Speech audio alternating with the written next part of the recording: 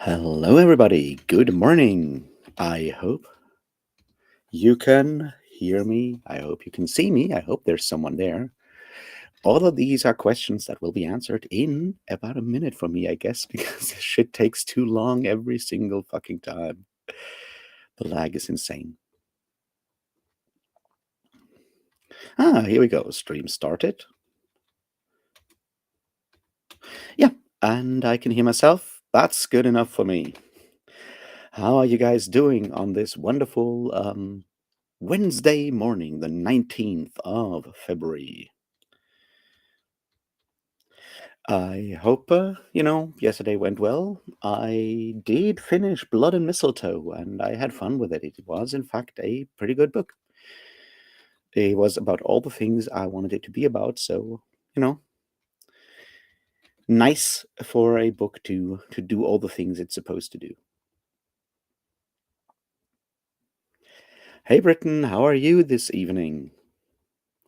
How is your reading going? Did you, in fact, get deeper into your read since yesterday when you just tried the first couple of pages and got distracted? I did, in fact, start a new book because, of course, I did, and it is not Summer of Fire and Blood. Although I did read the introduction to Fire and Blood, and it is very much the book that I'm looking for, and it's going to happen in the next days. But for all kinds of reasons, I did in fact start, and I am already one chapter in. Know My Name by, is it Chanel Miller? It's kind of ironic that I already forgot the name again, man. Me and author names really bad, and in this case in particular. Well, it's Chanel, the first name, but surnames gods.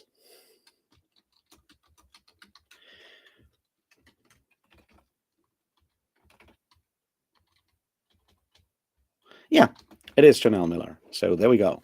I got it right after all. So started that one. Yeah, pretty fucking brutal so far, but that's kind of what I expected.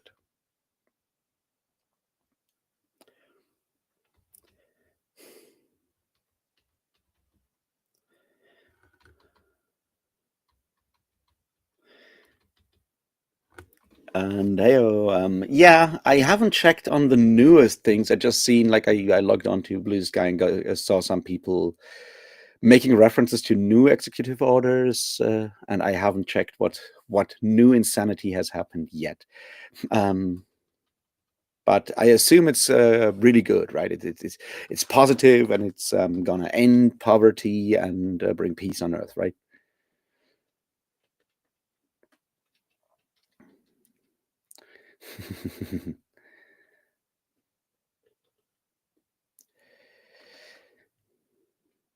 Well, I mean, being pissed off about slavery is a good thing. So we want that, and yeah, I mean, didn't it win like a Pulitzer Prize? I think it. I mean, I know the Nickel Boys did, right? I think the Pulitzer, the Underground Railroad also won one. And while I'm, not saying that literature, like those kind of prizes, are a sign for a masterpiece, they usually end up at least with incredibly well written or um, very very well written books at the end of the day. Even if you don't necessarily vibe with whatever the story is telling, at least you can people know their prose when they before they win like a Pulitzer.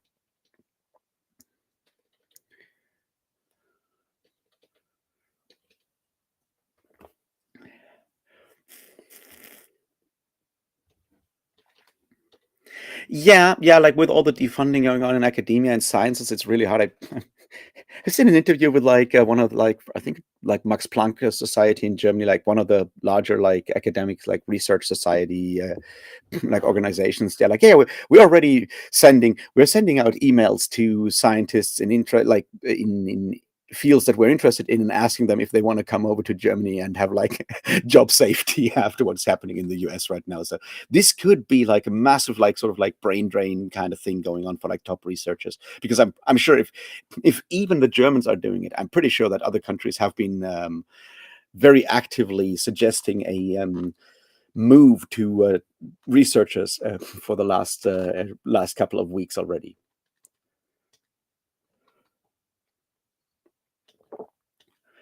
But then, of course, that's something that usually gets offered to like the really like the top researchers, but like research only works if you have like a large sort of like um structure underneath that with all the other people, and not everyone will will get that kind of offer to just leave, and a lot of people will just lose their jobs because someone has decided that we don't need all that research, which is super fucking stupid, but highly frustrating, I can imagine.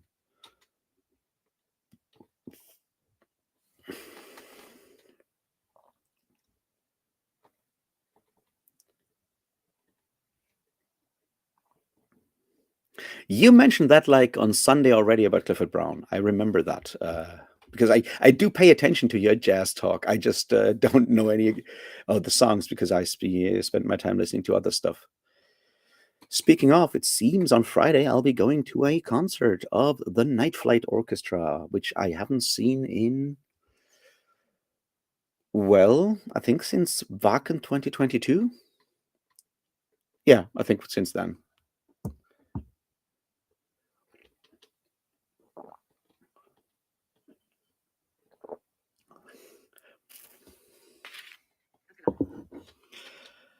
I saw the thing pop up in my notifications when I woke up this morning, but I have not had the time to watch it yet.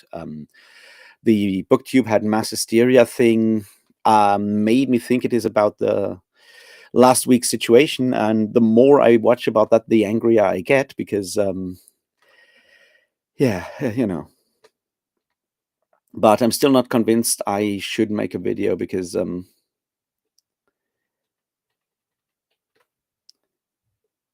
yeah, we'll see. There's a lot of stuff going into that where I'm like, someone else should make this video. There's aspects to this that I think me as a fairly privileged white dude should not make that kind of video. You know what I mean? So we'll see. The Night Flight Orchestra is really fun, right? It's one of those super groups. Unfortunately, like David, their like main guitar player, died 2 years ago, 3 years ago, 2022, which is sad. I did like an interview with him a couple of years before that, and he was a super nice guy, amazing dude, right? Like he was like a medical doctor, and he worked during COVID stuff. He worked at a hospital in like the ICU dealing with the COVID stuff, and then still going home and writing songs and so forth. And I think that did not help with his life expectancy, all of those stress levels.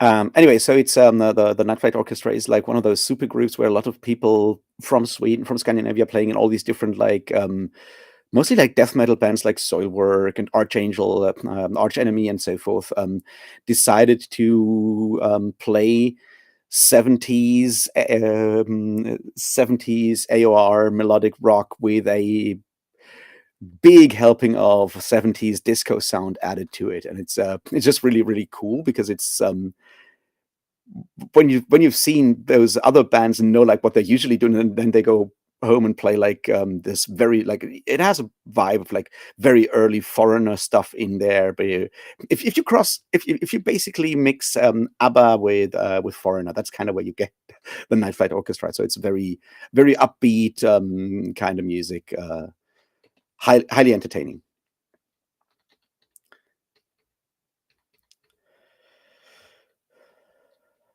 I have stopped looking at like comment sections there. I'll say this. Misogyny is alive and well on BookTube, and the patriarchy has been reestablished. I guess we can all sit back and enjoy our privilege as dudes for a while longer. So that's nice, isn't it? It absolutely fucking drives me livid to see all of these videos because like I've had to on the one hand, of course, I have friends who have gone through different forms of SA in the past, of course. I mean, you can't be friends with women without at least one of them having gone through that, because that's just like the society we live in, which is fucked up. And I've had to deal with, as being in sometimes active in like organizations, that like students or student organizations for historians and stuff, where we organize concerts and stuff like that. So I've been in situations where someone in that association, where I at the time had some sort of like organizational role in that group, where someone was accused of uh, SA or something in that ballpark, and we had to figure out how to deal with that as an organization. And so I'm not an expert by any stretch of the imagination, but the way all of this was done, or like the way BookTube reacted to it, was not good. And I feel there's a lot going on there that I think, I don't know, maybe some people should read a book or two about uh, you know uh, general like feminist theory, feminist praxis, how to actually deal with accusations of that sort, how to actually deal with the topic in general, because so far I haven't seen anyone do anything reasonable, which is incredibly frustrating.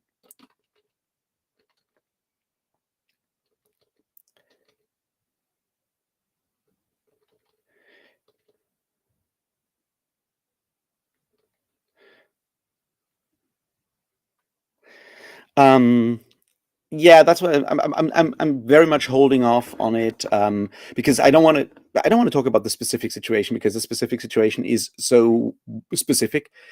My concern is very much how BookTube how BookTube defines the idea of listening to victims and believing victims, how BookTube reacted, who did the talking, that kind of stuff. If you look at it like from just like a ballpark thing, like I've seen maybe okay, I've seen 3 women say and make videos on the subject basically by now. One of them was Murphy apologizing later on, but every other video about the entire situation has been done by dudes, and that in itself says a lot about the climate we have on BookTube as a community and so forth. And that stuff needs to be taken into account there.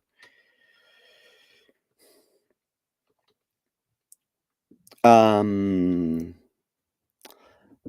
I am active in a bunch of Discords. Like the most active, I think I am in the Unabridged Burners Malazan Discord, the one that Iskar Jarak started, and then because he's still sort of dealing with a lot of like family stuff, which is why he's currently not doing videos. But that's probably one where I'm the most active. It's a very Malazan heavy one, of course. And I am technically in Strange Mentality Paper Amanda's Discord, and I am in what's his face? I'm in the Fireside Discord. I am in the Unexpected Party Discord. I am a member of Daniel Green's Discord, or whatever it is called at the moment, because they're still reorganizing at the moment. Technically, I think I'm in the Moonspan Discord, but Moonspawn Discord, yeah, I don't spend that much time on them. Like the most active, I think I am at the Unabridged Burners Discord.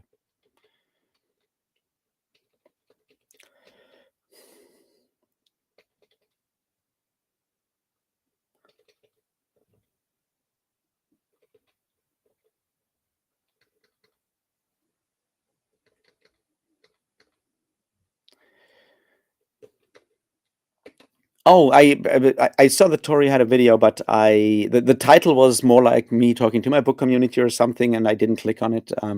So I don't know what she said.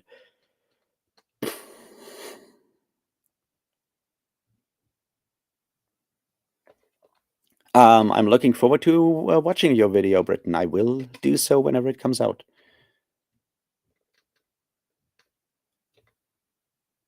The unabridged burners, yes. I think it's in the video description here from the from the stream. There should be like an invite link to it. I don't know if that link still works though.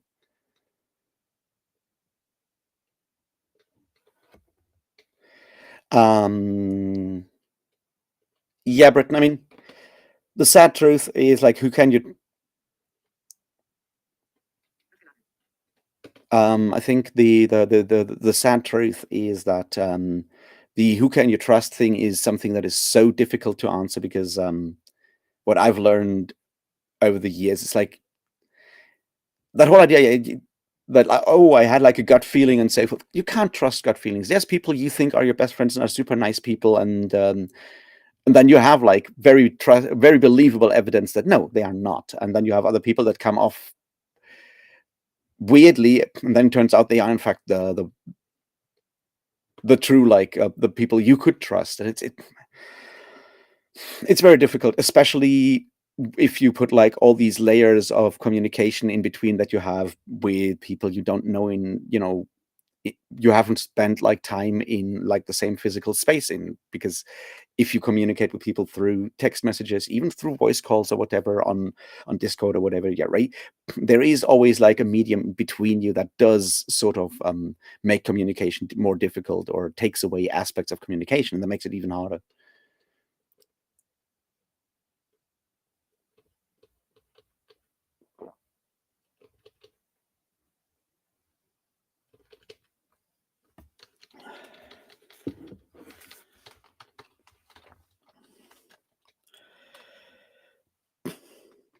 I did not. So wait.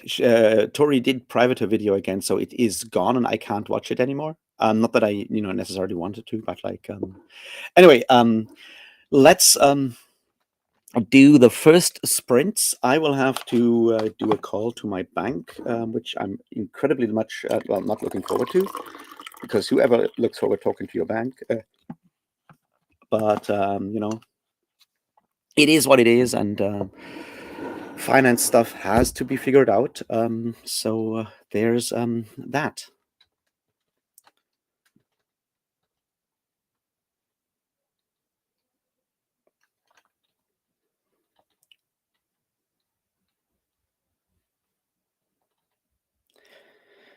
All right, everybody. So let's do that sprint.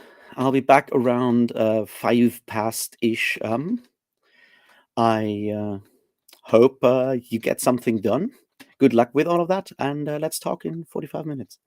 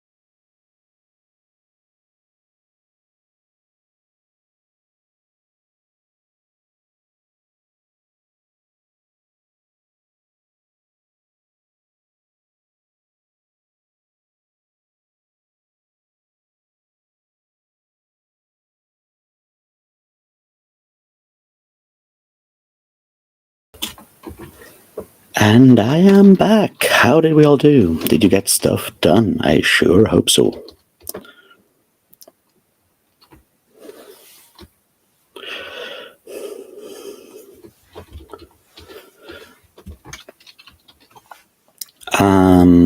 Yeah. So I am back, and I did talk to my bank, which is always fun. I mean, no, it's not. It's pretty bad. But yeah, I did pay off another chunk of my debts, which is always a good thing. It just feels like it's never gonna stop because there's always more and more and more, and that's like the frustrating part, right? It's like you ever end up in debt for whatever reason, and the way out will be basically eternal, which not good. Yeah. I've never tried to figure out how Goodreads actually works. I just like put stuff into my currently reading thing, and then I click on I'm finished, and then it ends up in, I guess, somewhere. That's all I do, because I don't necessarily care that much about Goodreads.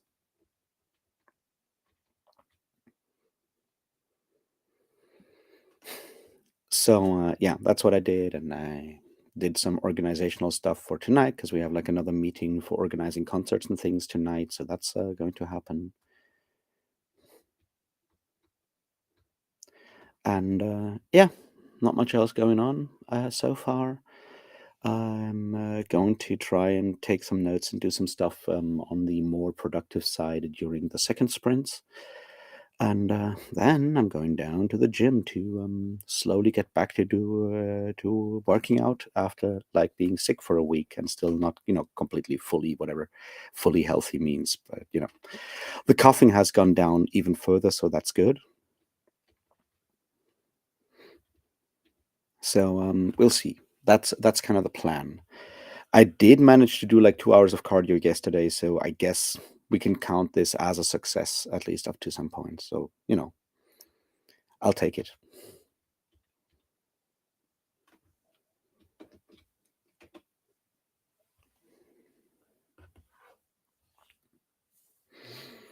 And then I need to figure out whether I still want to make like a quick video on like, hey, this is why German elections do matter, even though you are like somewhere else kind of thing, or whether I don't feel confident enough to make that kind of video. Who knows? I should also set up the live stream for Saturday. See how that goes. And but for that, I guess I need to wait until the plans for the Friday concert are figured out because it is happening in a very different city from where I live, in Karlsruhe, which is, well, 250 kilometers south from here. So it's fairly close to the Swiss and French border. So quite a bit to drive. And that means I don't know what time I'll be back on Saturday. Like a friend is driving, but I don't know if his plan was to drive back in the middle of the night or whether his plan was to, I don't know, rent an Airbnb or something in Karlsruhe. Who knows? Stuff to be figured out in the coming days. Well, I mean, ideally today. And I should probably also start working on the Shadow Captain video so I can, record that ideally tomorrow before, yeah, record it tomorrow so it can be up whenever, and then I can record the one for Bone Silence on Sunday. So it'll be up, and that's a good thing. Because yeah, as I said, on Tuesday I'm gonna get like a tooth replacement, and that's the end of Pirate Winter. Not that anyone cares too much about the pirate videos, sadly.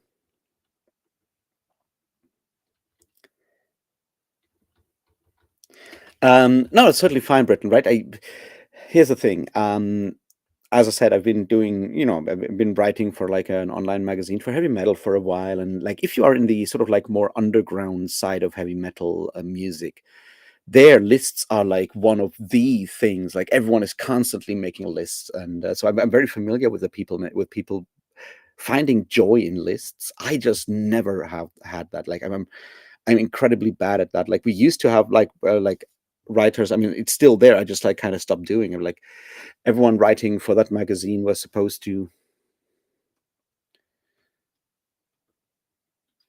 everyone, was supposed to make videos, not videos, like was supposed to send in like their top 10 of the years, top song, top album, top show, and all of that. And I can't do that, right? I can give you like a list of like 5 bands I like, and then that's that. But don't make me commit to these being my 5 favorite bands of all time, and don't make me commit on a ranking between those. I just can't do that. It's not how that works for me. But I totally see the appeal of lists for a lot of people. I know it exists, and I'm happy that you have that and that it works for you, man.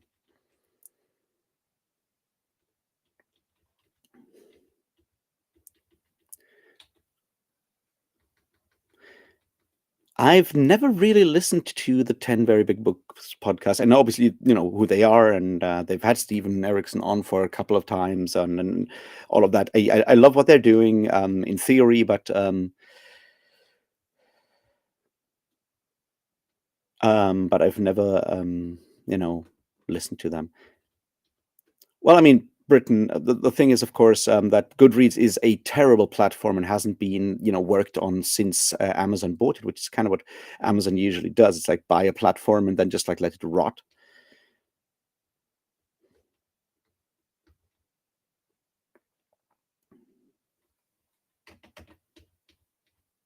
And there's so many like functionalities that are not there that could be there. Like why does like for example, like Amazon owns both Audible and Goodreads. Why doesn't Audible automatically sync with Goodreads? It can't be that hard to do that, right? The account is already connected anyway, so why not just like have that automatically do that? But no, I have to like if I want to do that, I need to look at my Audible app and look at like how many percent I've read, and then I can go to Goodreads and I can put in like a percentage there, and like why? It could be so much easier, right?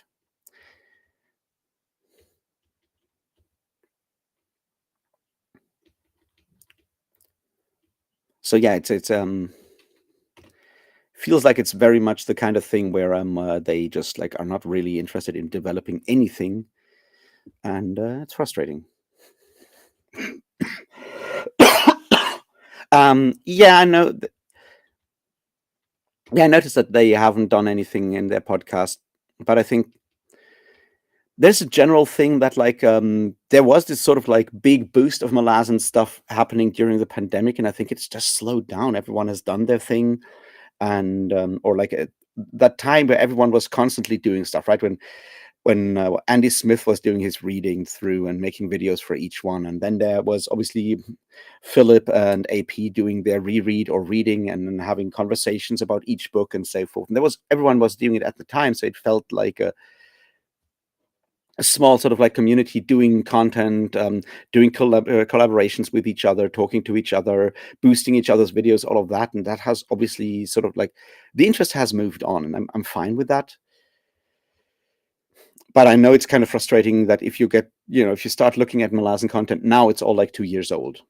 Not all of it, of course. They are currently doing people reading again and so forth. It's never going to stop. But that sort of like brief moment where there was like at least one new Malazan video, like big Malazan video kind of dropping every week, that kind of is over.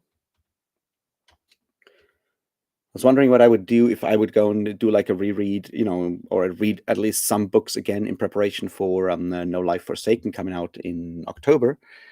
Whether I should do new Malazan videos in some way or another this time around, who knows?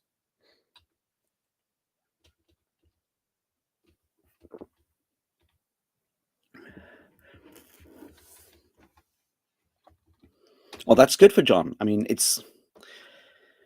I think it's a really good book. I know a lot of people think it's the weakest of the series and all of that, and I don't necessarily agree with that.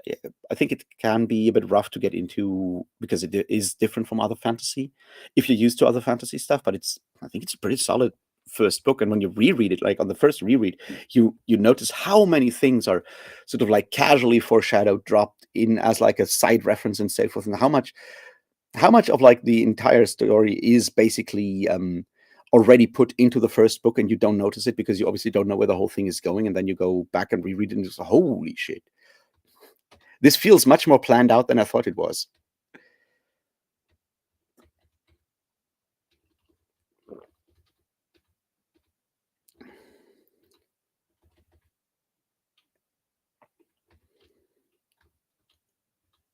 Yeah, yeah. I mean, I think Malazan is one of those things where, and that's a good thing and a bad thing. Like the good thing is it has this for having this weird reputation as being super difficult, or all kinds of other stuff that is attached to it, right? Which means that a lot of people feel the need to make a reaction video. It's like, hey, my reaction of reading this for the first time and so forth. Whereas no one really feels the need of going like my reaction on reading The Hobbit for the first time, because everyone assumes, The Hobbit is fine and we're good, right? It doesn't have that sort of like weird reputation. The downside is, of course, that people expect the book to be something that it may just not be, because at the end of the day, it is still just an epic fantasy novel, right? And then so it does deter some people from going and from reading the book, because they're like, oh, I'll never get it. It's way too complex and so forth. And so, yeah, good sides and bad sides. What you're going to do?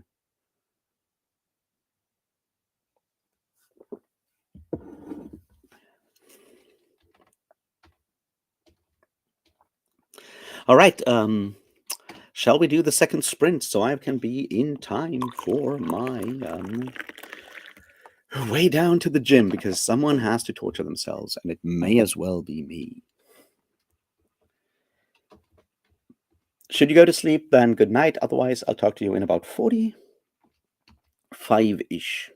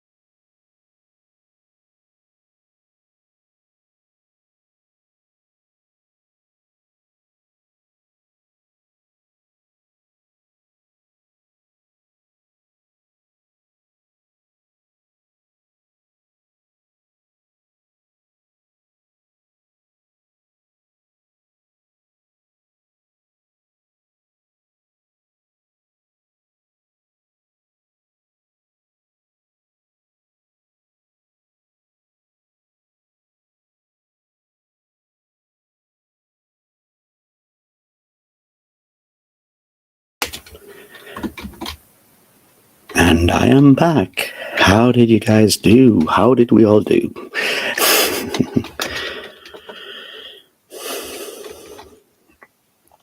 I did continue, making plans, organizing stuff. A friend of mine has their birthday very soon, so we're trying to figure out what to give them as a birthday present, maybe pool money so we can give them something, a bit more expensive. That kind of stuff had to happen.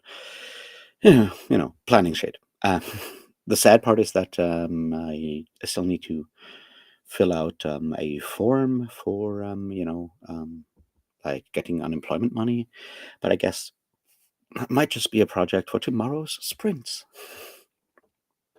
Not that I want to, but has to be done. So what can you do? And yeah, I'll be heading down to the gym now, see if I can keep up, or get back into like working out.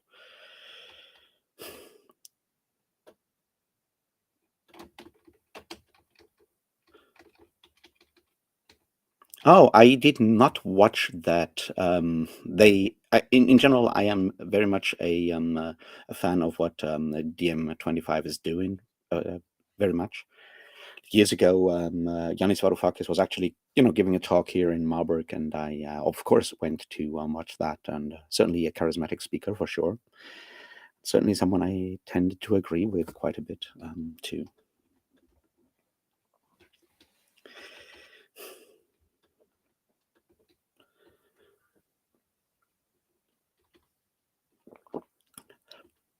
So maybe I'll see if I can watch that when I get back from the gym. We'll see. So yeah, since it's 10 and all of that, I'm gonna try and catch a bus before it is too late. So thanks everybody for hanging out. I, as always, very much appreciate that. And yeah, maybe there will be a video today. Who knows? Maybe I'll come up with something clever. Otherwise, I'll see you tomorrow for the sprints and possibly, parrot video after that. Who knows? These are, after all, unique times.